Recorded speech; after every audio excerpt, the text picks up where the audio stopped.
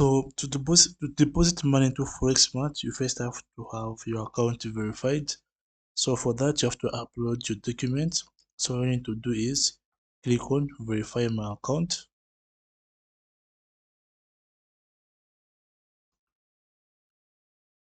And you're going to be asked which type of document would you like to upload. So there's passport, okay, there's residence card, identification card. So if you've got an NRC, if you're from Zambia, choose identification card. Okay, then simply choose the file. So here in Zambia, our NRC do not expire. So click on here to make sure, let them know that our NRC do not expire, and upload the front and the back. Okay, then now the proof of residence, you can upload a bank statement or a residence card or even a passport, I think.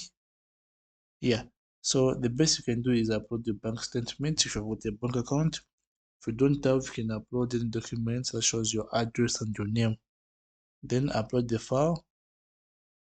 Okay, and once you're done uploading the files, give it some time and your account will be approved and you'll be able to make use of forexmart. You can deposit and withdraw without any problems.